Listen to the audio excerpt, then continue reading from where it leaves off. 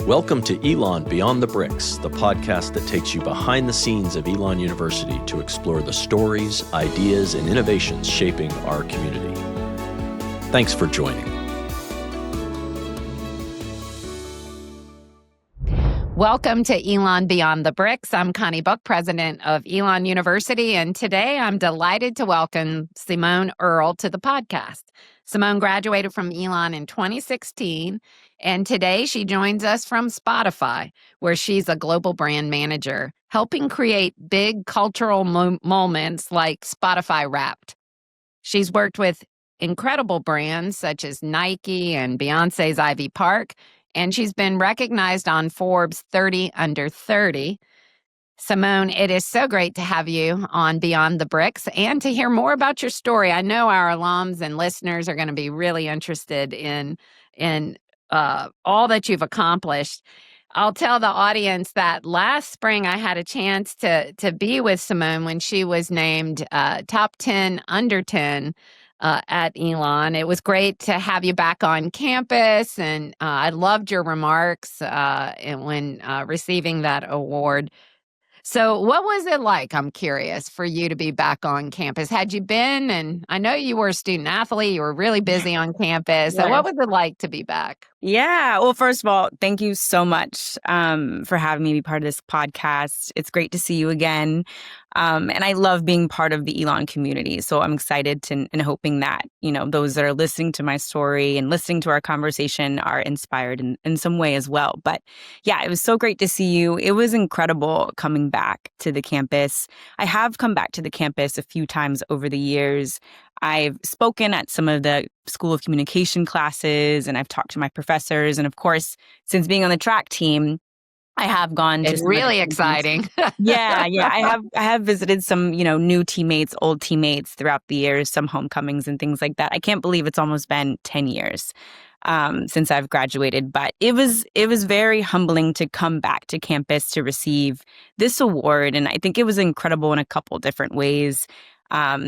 I was able to, introduce my husband to sort of the Elon community and take him around to different places that, I experienced while I was there. I had my best friends there supporting me, my parents who were, really my rock as I was going through college and experiencing different things there.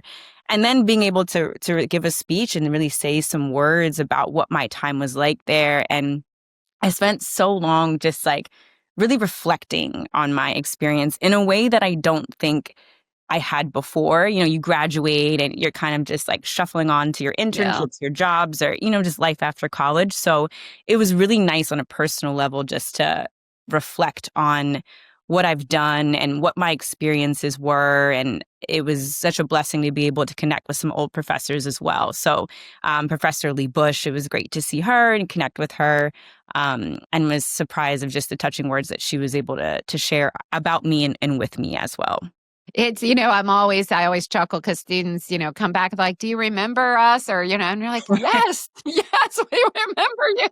Because it is very much a collaboration with students. It's a two-way street. And it is so exciting for all of us to see students return that, have such promising careers and are doing exciting, innovative things with their education, and having good success out there. So I know that's your story as a global brand manager at Spotify, that you get to do some exciting, innovating, cutting edge work.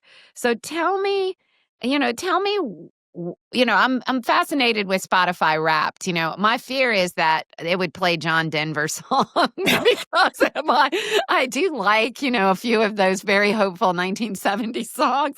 But tell us that people can't wait for it, right? It's very much. Tell me, well, why is it that it resonates so much with people? What is the secret to that success?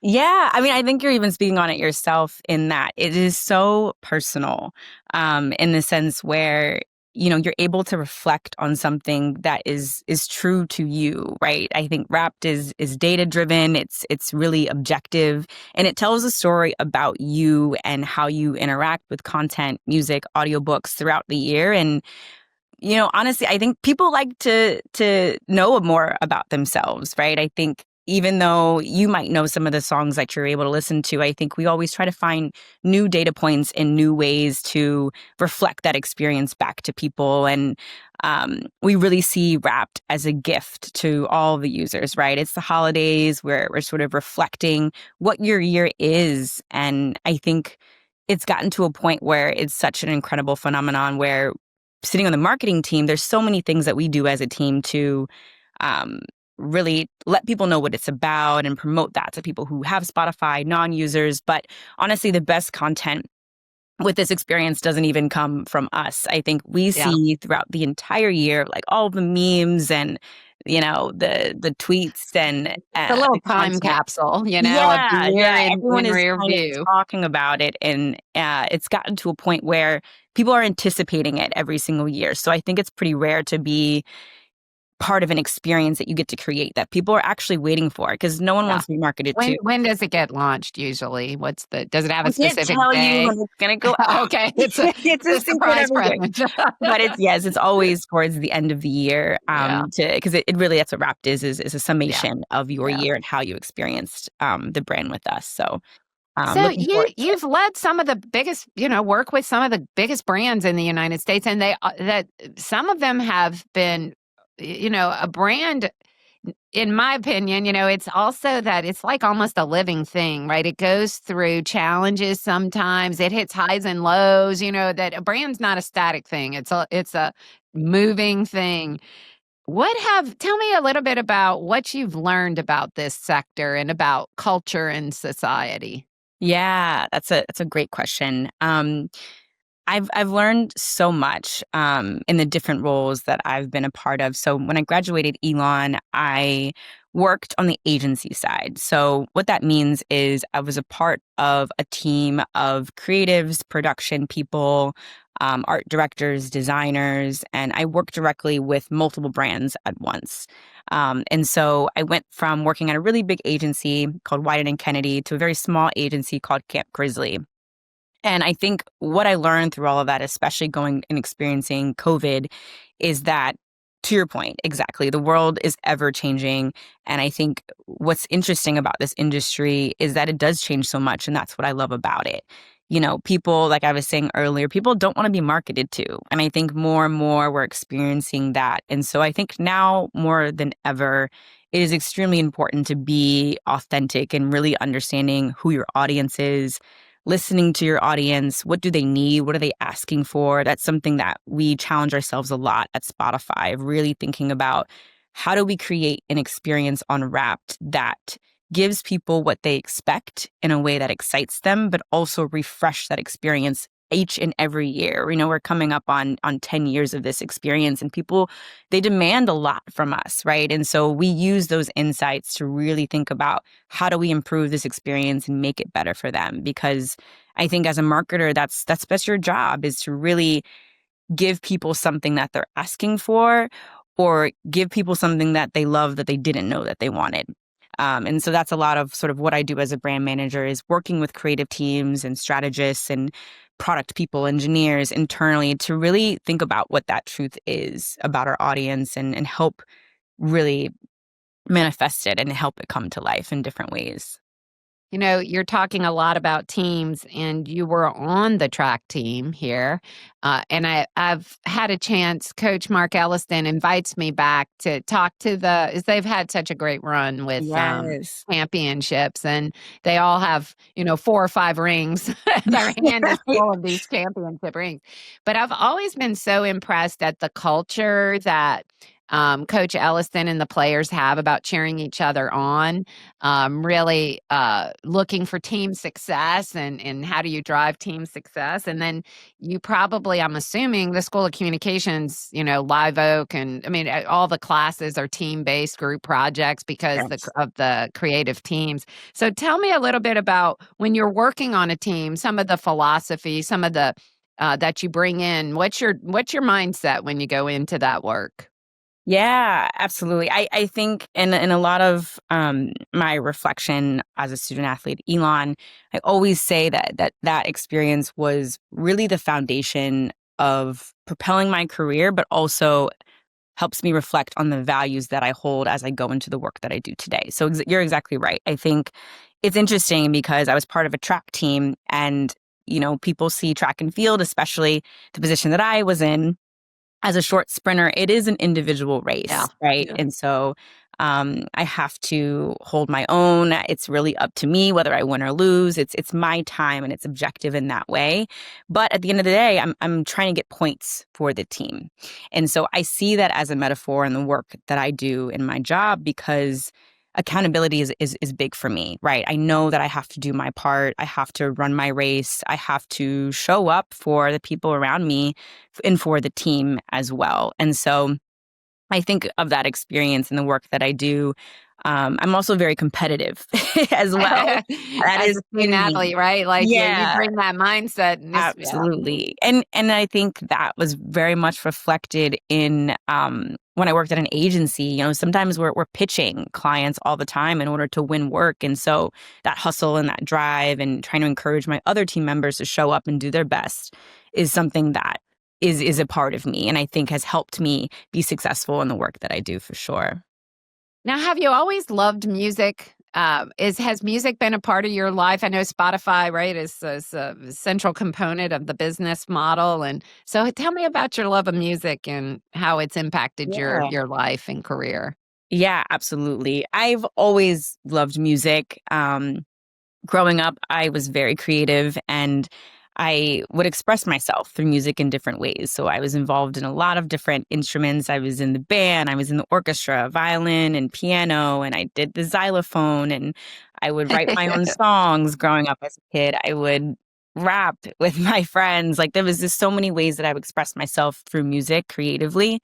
But even just like how I grew up in sort of the age of Apple, and sort of how DSPs were coming about as I was growing up as well. I remember having a MySpace, and it was so, so important to make sure that you had the right song on your profile. And that was part of like your identity. That was how you were able to express yourself online, and kind of growing up in the beginning of that was definitely like a very interesting space to be. So I never, saw myself being in the music industry. In fact, I don't even consider myself being in the music industry. I see myself as a marketer that likes to market the things that I'm passionate about. So whether that be music, sports, entertainment, it's very important to me that I am an active consumer of the things that I put out in the world. And so I've really tried to be strategic in my career to align myself with brands and things that I would use myself. Because I think putting yourself in that position can only help you do your job better, because it's something that you would use and be a part of your own life.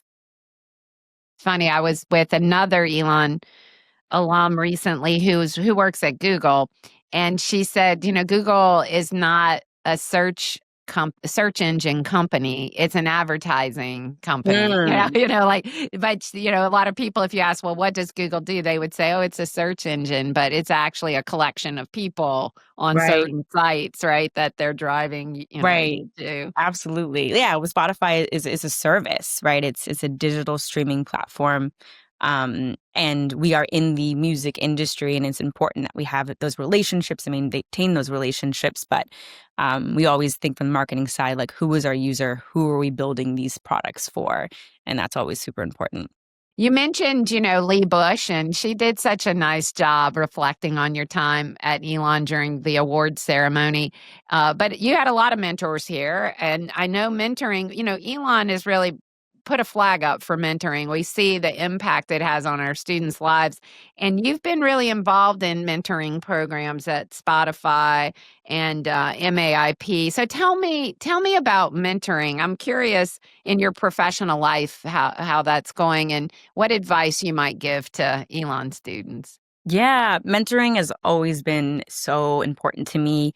I was a part of the MAPE program. Yasmin actually introduced me. Yasmin is another Elon alum, and she introduced me to the MAPE program. And that, honestly, I have to thank her for that, because that really jump-started my interest in marketing and advertising. And once I had gone through that program, I really understood the value of that program, and they had coaches set up. And so I always knew that was something that I wanted to do once I had gotten through that. And it's extremely important for me to think about others and because I think the best thing you can do for someone else is show them your experience. Whether anyone takes my advice, it's a perspective. And I think gaining perspectives, especially as you're young in your career, is so important to do to help with your decision making, to better understand what's important to you, to understand how to navigate different situations. And so it's always something that's been of value to me, and I want to keep up. There's a lot of advice that I feel like I've given to students, former students, or even students part of the MATE program over the years. And there's a couple things. I think one is learning how to storytell. I always tell the students that I mentor that your resume is really only going to get you but so far. You really have to be able to truly know yourself, who you are, what you like, what you don't like, what you want, and really be able to describe that journey in a compelling and an honest way to attract employers. And so that's not just in interviews, but that's in anything that we do. And it's especially true in the marketing career, where oftentimes half of my job is convincing someone of an idea or a subjective opinion that I have, and the power of storytelling to be able to convince and influence will really get you far. I think the second piece of advice that I think about a lot is really experimenting with where you want your career to go. Try everything. I can't say I was like that. I was a one-track mind. Like, I came to Elon and I knew exactly what I wanted to do. I was like, I'm going to work in marketing and I'm going to get this job in this industry. And it has worked out for me in that way in terms of exploring. I think throughout sort of my career, there have been some hiccups, there have been some surprises, there have been paths that I wouldn't have expected, or opportunities that have fallen on my lap that I probably wouldn't have taken initially. But now that I have done them, they've really changed, the trajectory of my career. So there was an interesting article that I actually read this morning, and it was called "In Praise of the Meandering Career." And it was a really interesting article because it talked about the importance of experimenting today more than ever, especially sort of in this environment that we're in, where a lot of companies, especially in tech, have layoffs, right? Traditional paths are less reliable. Traditional paths are less desirable. We're seeing content creators come about and people really being able to monetize different things that 10, 20 years ago probably wouldn't have existed. So taking a non-traditional path, I always encourage, the students. It really forces you to grapple with and really understand what really matters to you. And so that's something that I even tell myself as I kind of navigate my career moving forward too. Yeah, interesting. Yeah, to take a few risks, Yeah, to absolutely. reach. It's worth it.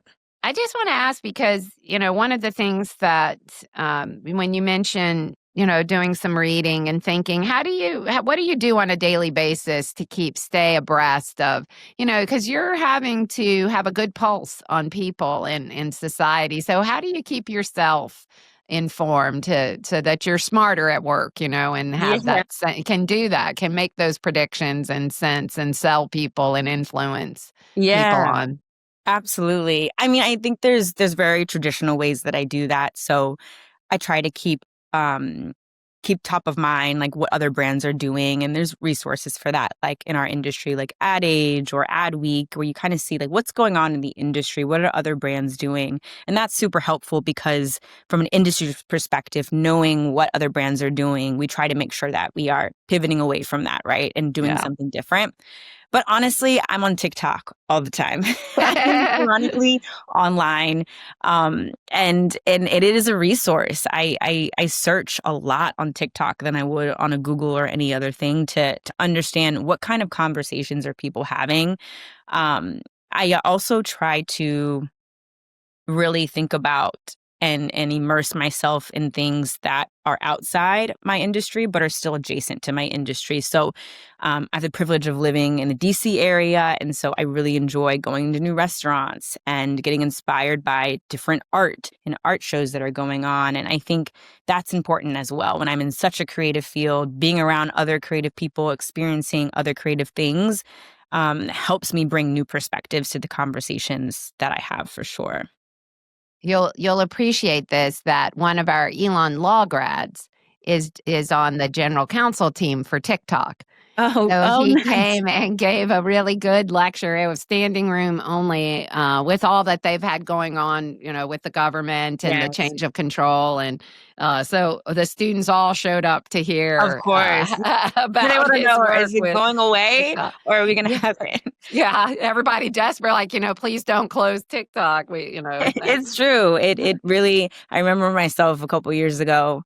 Um, and when it came about, I was like, I'm not getting this app. And now I'm on it all the time. But it truly is a resource for information gathering and really understanding your audience. What about AI? Are you using AI in your work too today? Yeah, absolutely. Absolutely. So part of my job sitting on this global team is I review work from so many different global regions. And we have a process internally with other brand managers where we get people asking questions to us both internally and externally. And you can imagine a lot of times they're asking us the same questions. How Yeah, do we use yeah. our logo in X way? Or can we use our logo in this way? And so we as a team are thinking about how can we use AI Made a to little bot. You made a yeah, yeah, little to help. internal Yeah, bot. absolutely. To help us be more efficient, Yeah. and really answering those questions that are pretty standard.